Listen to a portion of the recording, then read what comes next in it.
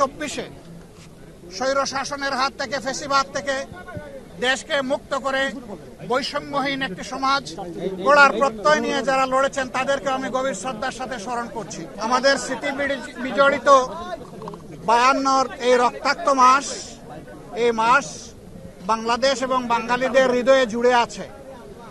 আমি সর্বপ্রথম 52-র 21শে ফেব্রুয়ারি অথবা 8ই ফাল্গুন যারা অধিকার আদায়ের জন্য, মায়ের বাসার অধিকার প্রতিষ্ঠার জন্য লড়াই করে জীবন দিয়েছিলেন, আমি সেই সমস্ত শহীদদেরকে গভীর শ্রদ্ধার সাথে স্মরণ করছি।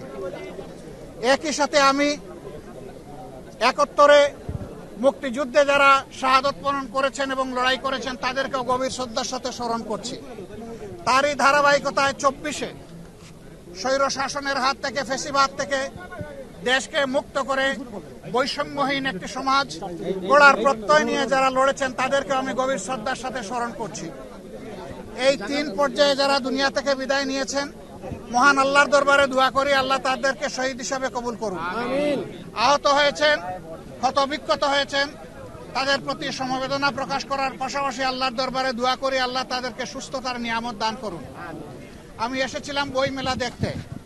আলহামদুলিল্লাহ, এখানে প্রত্যেকটি স্টলে উপচে পড়া পাঠকদের ভিড়, উৎসুক জনতার ভিড়, এমনকি ছোট ছোট শিশুরাও এখানে চলে এসেছে। যদিও আজকে শিশুদের জন্য আলাদা দিন নয়, তারপরে অনেকে তার পিতামাতার সাথে এখানে চলে এসেছে। এই যে একটা আমেজ ফেব্রুয়ারি মাসের 1 তারিখ থেকে শুরু করে 28 তারিখ পর্যন্ত চলতে থাকে, এর মাধ্যমে আমরা আমাদের অতীতকে স্মরণ করি। যে জাতি তাদের অতীত এবং ঐতিহ্যকে ধারণ করে, স্মরণ করে, সম্মান করে, সেই জাতি সামনের দিকে এগিয়ে যেতে পারে।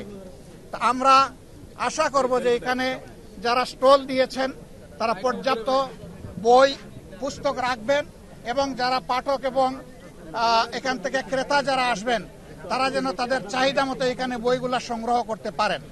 সর্বোপরি আমরা আশা করব অত্যন্ত শান্তি এবং শৃঙ্খলার ভিতর দিয়ে উৎসব মুখর পরিবেশে বাকি সময়টাও যেন 28 তারিখ পর্যন্ত এইভাবেই অতিবাহিত হয় এবং পাঠককুল যেন তারা তৃপ্তি নিয়ে এখান থেকে তাদের চাহিদা এবং প্রাণের বইগুলা সংগ্রহ করতে পারেন। মিডিয়ার যে বন্ধুরা এসেছেন আপনাদেরকে অসংখ্য ধন্যবাদ। আমরা আশা করছি মাস জুড়ে আপনারা একই দায়িত্ব সুন্দরভাবে পালন করবেন এবং জাতির মধ্যে বই কিনা, বই পড়ার আগ্রহ আপনারাও জাগিয়ে তুলবেন। সবাইকে অসংখ্য ধন্যবাদ। আল্লাহ হাফিজ। বাংলাদেশ জিন্দাবাদ। আসসালামু আলাইকুম ওয়া রাহমাতুল্লাহ।